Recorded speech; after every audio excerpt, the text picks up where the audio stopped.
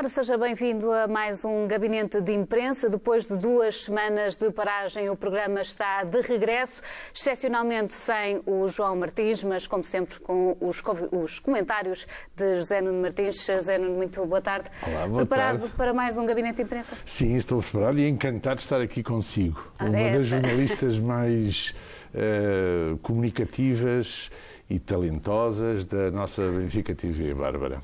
Agradeço-lhe muito. Vamos então a mais um Gabinete de Imprensa? Podemos abrir a porta do Gabinete de Imprensa.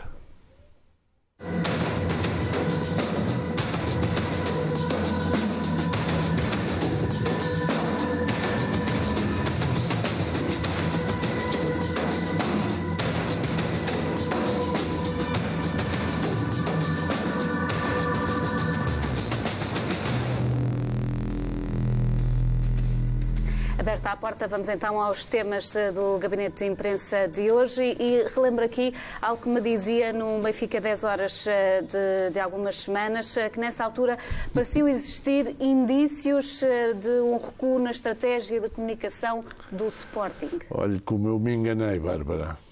Quando ocorre bónus, dormitat pater. Às vezes, quem sabe alguma coisa também se engana. E pelo contrário, infelizmente pelo contrário. Uns dias antes dessa minha afirmação, no Benfica 10 horas, consigo, dadas as referências assinaladas pela crítica no espaço público, já tinha havido um primeiro aviso institucional da Liga quanto a essas reiteradas investidas do treinador e do representante sportinguista relativamente às arbitragens. E isso pareceu-me, nessa altura, ter provocado algum retraimento, alguma moderação para aquelas bandas. Mas bastou que, depois da taça em Alvalade e antes ainda do Cazaquistão, primeiro o professor Rui Vitória e 2 ou 3 dias depois Rui Costa e João Gabriel levantassem a voz indignados, como tinha que ser, acerca das escandaleiras arbitrais no Pátio das Cantigas, para eles logo voltarem à carga com impropérios, com mentiras, com acusações sem sentido, como tinham feito até então com essa semana de pausa, digamos assim. Destaco entre todos os restantes e múltiplos casos de benefício ao Sporting a vergonha do penalti que nos foi roubado no fim do jogo de Alvalade sobre o Luizão, ou até aquela cobarde agressão de Slimani a Samaris, sem falta marcada, sem expulsão, nesse mesmo desafio. E recordo, sobretudo, todo o badanal de investidas que os administrativos verdes arremeteram continuadamente contra os árbitros desde o início do torneio, com o objetivo de os condicionar, de os coagir, de os intimidar. Já era assim que o Pinto da Costa fazia nos tempos negros do Pedroto e do Apito Dourado, e como estes nunca souberam inventar nada que outros não tivessem feito antes, limitam-se agora a aplicar a velha tática do representante do Porto e do falecido Zé do Boné. Procurarem encher o cofre com pontos apanhados logo nas primeiras 7 ou 8 semanas do torneio e depois abrandar a coisa e até mudarem o chip.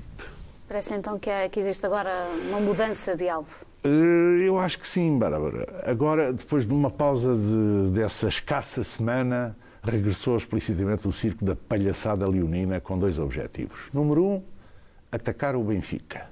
Número 2, relativamente aos árbitros, virarem com a maior desfaçatez, com a maior falta de vergonha, o bico ao prego e de modo sistemático.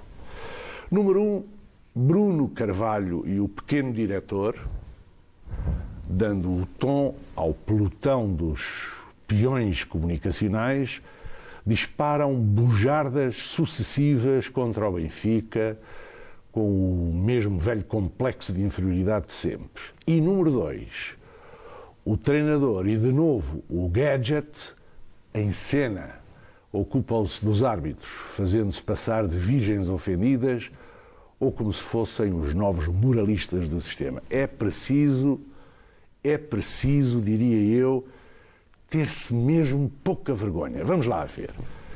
Desde o início da época, estes tipos tinham criado uma autêntica baderna com que todos e mais alguns, em crescendo e com toda a impunidade, visavam intimidar, visavam coagir os árbitros, os delegados, os dirigentes da arbitragem e da federação.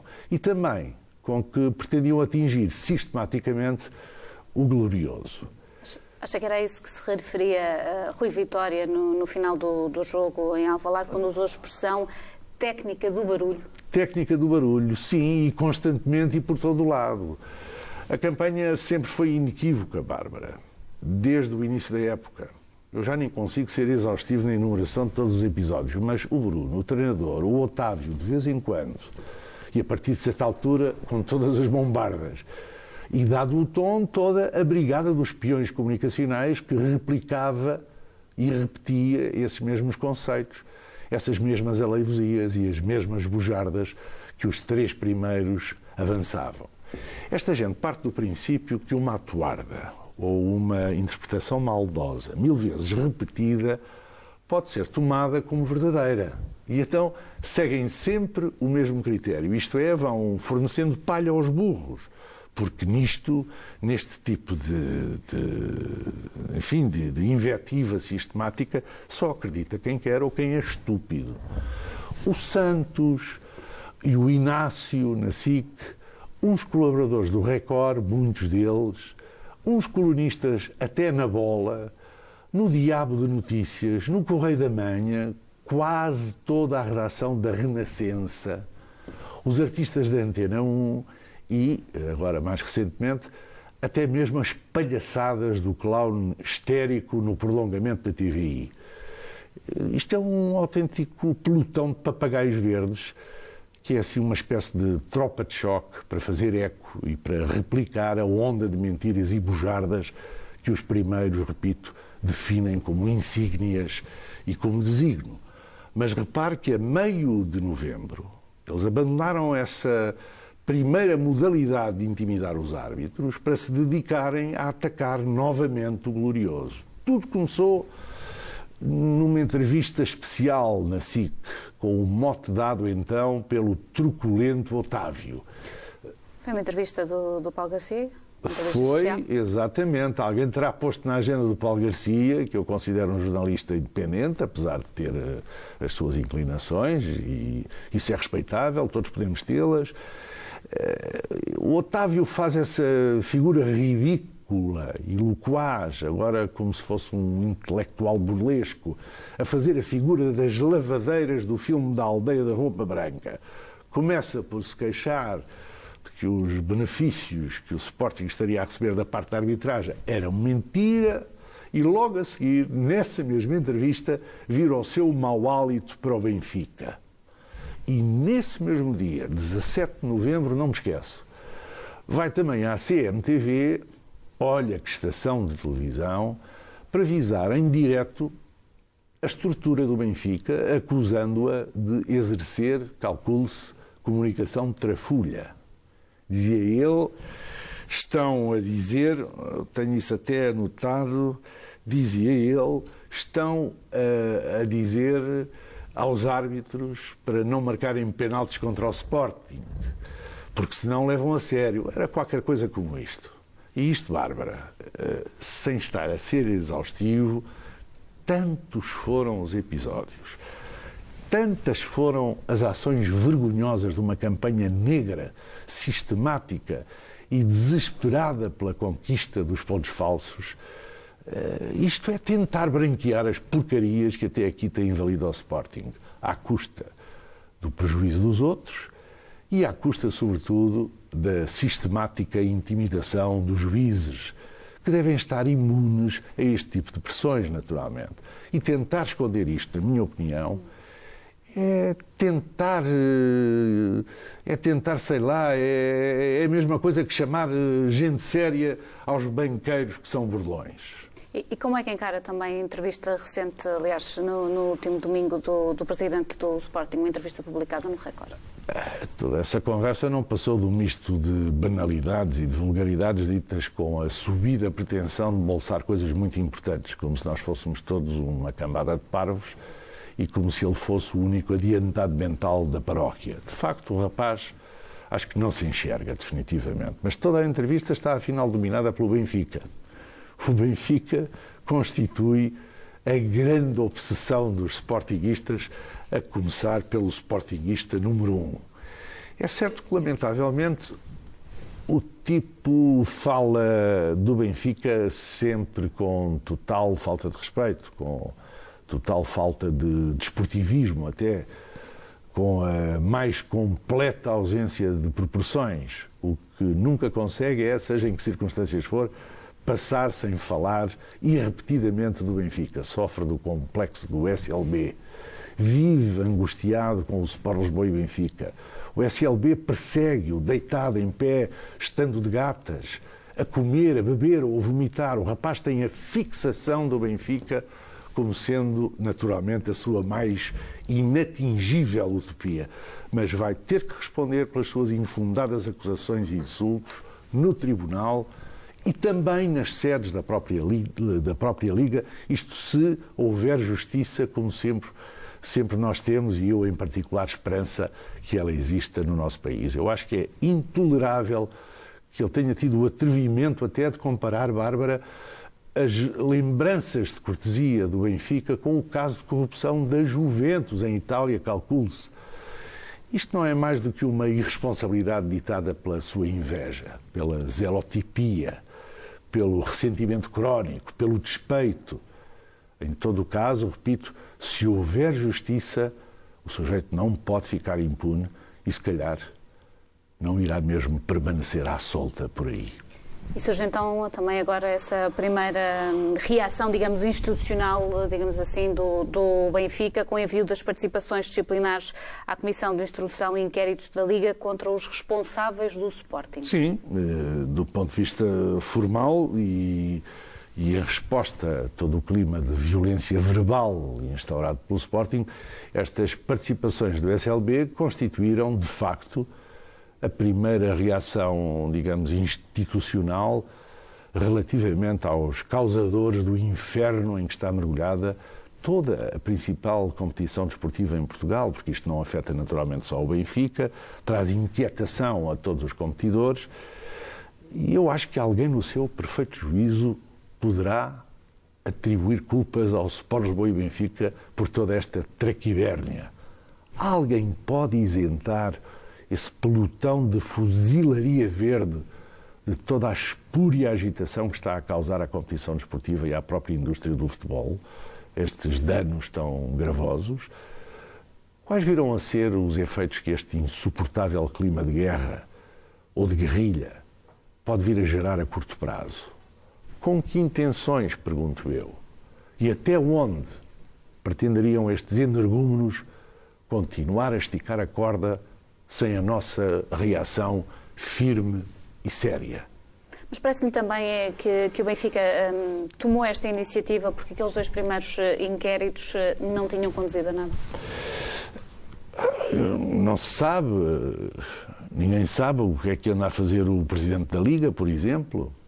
Sei que foi, enquanto tudo isto se está a passar, sei que se foi passear para a Espanha para tentar falar da Liga Ibérica. Calcule-se, quando nós não temos em Portugal, na Liga dele, resolvidos todos estes problemas de inquietação e de guerrilha, repito, perante este clima de guerra iniciado, desenvolvido e acrescentado pelos irresponsáveis leoninos, o que é que faz o Sr. Proença, o tal grande gestor das dúzias, que vinha para a Liga para moralizar o futebol?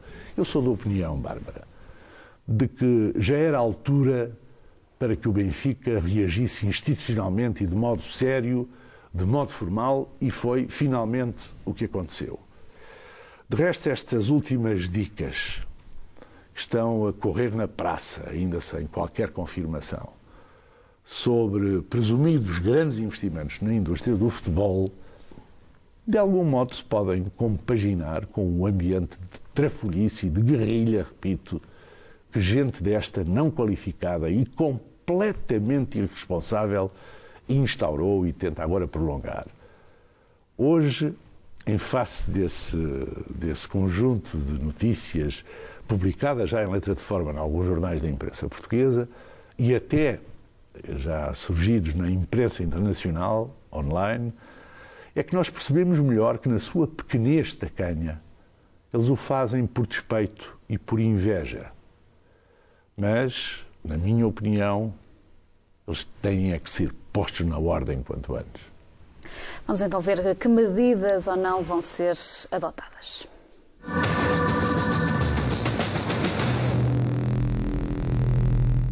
E continuamos com o que tem sido escrito nos jornais. Olhamos agora para a coluna de José Manuel Ribeiro no jornal O Jogo, do dia 20 de novembro, que tinha o título A Silenciosa Goleada do Benfica, onde escreveu o seguinte, permita-me que cite, diz então que nos últimos 4 anos o Sporting é massacrado na sua imagem de marca. Não só o Benfica ganha em número de convocatórias para as seleções nacionais jovens em todos os escalões, como apenas num deles, a mais prestigiada Escola Nacional de Futebol, consegue ficar à frente do Futebol Clube do Porto e mesmo assim mais por estratégia portista do que por outra coisa qualquer. Já a pergunta é se o surpreende esta afirmação. Bom, Bárbara, a mim a verdade nunca me espanta. O que me surpreende realmente é a constatação que aparece assim escancarada num jornal que nem sempre é tão simpático com o Benfica e convive tão mal com aquilo que pode ser considerada a verdade desportiva. Mas, de facto, tenho que conceder que, desta vez, os jornalistas da Rua Gonçalo Cristóvão, lá no Porto, não podiam ter mais razão naquilo que publicam. E quando assim acontece, realmente temos de celebrar. Se eu tivesse aqui uma garrafinha de champanhe e taças, fazíamos os dois uma saudação à verdade dos números, a que nem o próprio jogo resistiu. E repare, eu já nem sequer vou tão atrás quanto o jogo foi. Para não ser maçador, limito-me a apresentar o quadro das convocações feitas esta época, desde junho de 2015 até agora, pelo selecionador e pelos restantes treinadores dos sub-21, sub-20, sub-19, sub-18, sub-17 e sub-16. Vejamos então, na primeira linha deste quadro, que das seleções jovens, jogadores selecionados por clubes.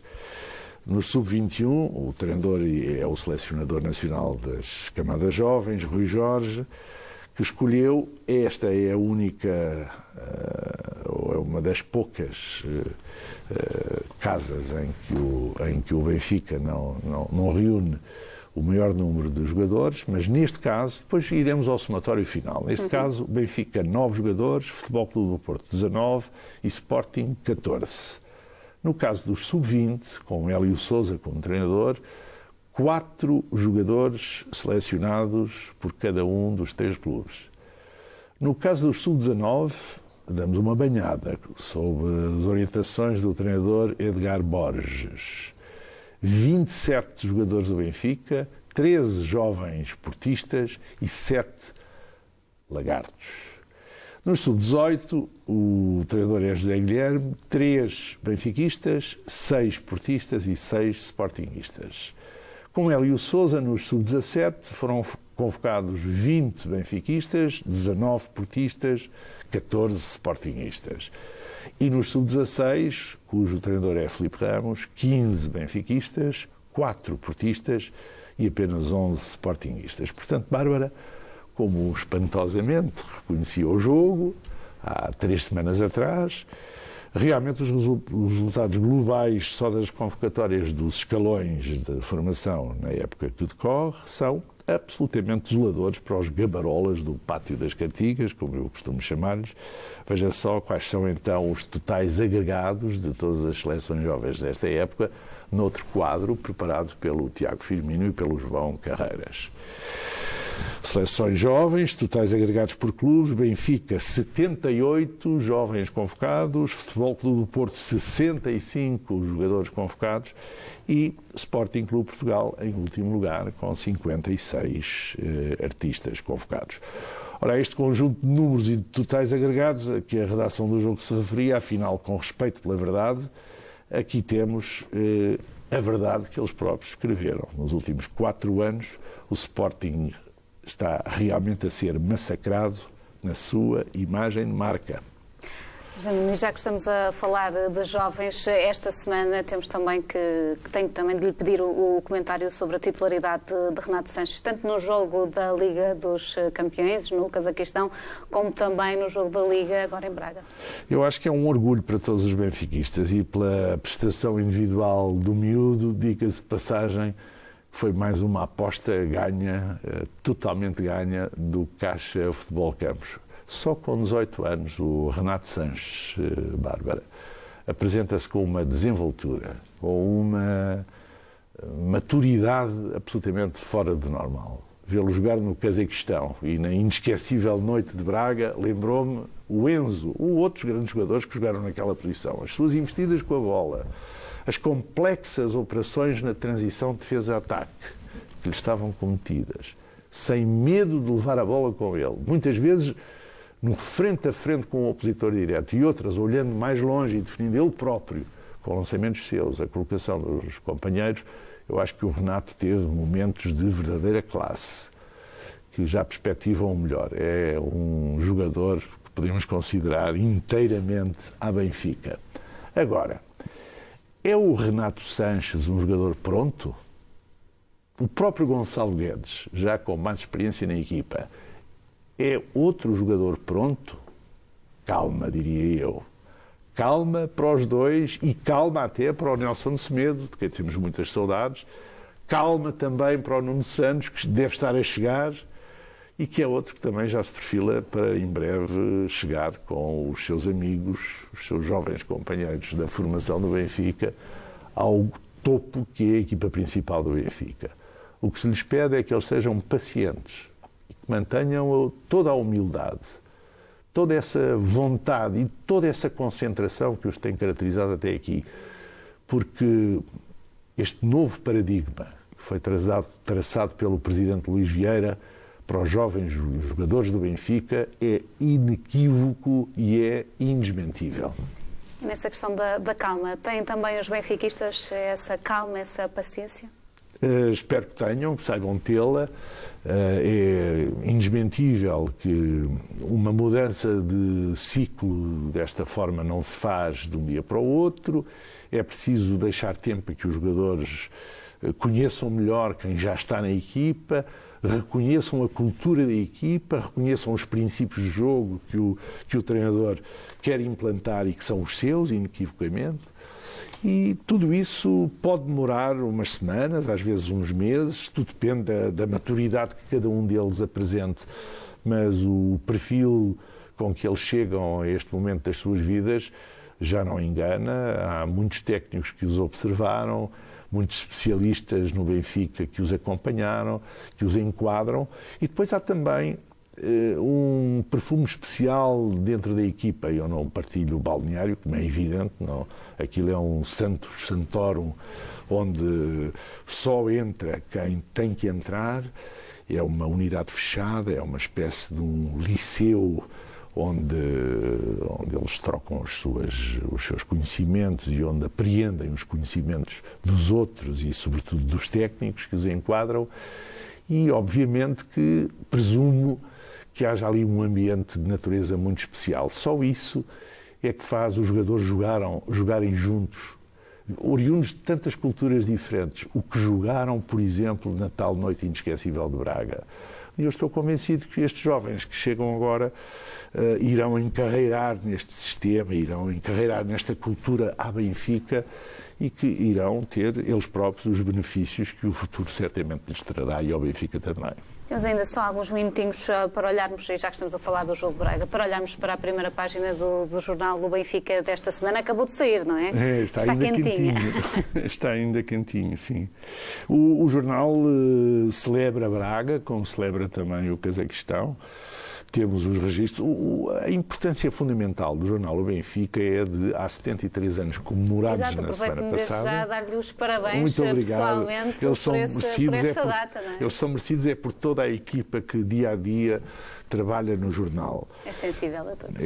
Muito obrigado, de qualquer forma. E eu acho que a função essencial do jornal é fixar com rigor os dados, as marcas, os recordes, os golos, as jogadas do Benfica em todas as suas modalidades. É claro que o futebol é aquilo que concita, como transparece desta capa da edição número 3735, concita a maior relevância. E cá está, Retiro Braga em mais 2 noites. É um resumo daquilo que foi a semana, já antecipando o futuro. E realmente este número, esta edição do Benfica vem carregada com dados muito interessantes, olha, justamente sobre a formação, o futebol de formação, sobre as modalidades. 4 equipas jogam este fim de semana em casa, sobre o que se perspectiva para o handball, que está passo a passo a conquistar também o seu lugar, e um destaque especial, obviamente, para o Renato Sanches, que agora é, digamos, a coqueluche dos benfiquistas e também do próprio jornal. Merecidamente tem feito por isso, José Nuno. Espero ter estado à altura das palavras carinhosas que me atribuiu no início. Muito obrigada pelo desafio lançado. Para a semana, prometo, já estará de volta o João Martins para acompanhá-lo. Muito obrigado por ter vindo. Ficam então assim com este olhar pela primeira página do jornal O Benfica e a falarmos também do futuro promissor. Assim terminamos este gabinete de imprensa. Recordo que para a semana José Nuno Martins vai manter-se nos comentários e o João Martins regressa também para moderar este gabinete de imprensa. Até lá, tenha uma boa semana e esteja atento.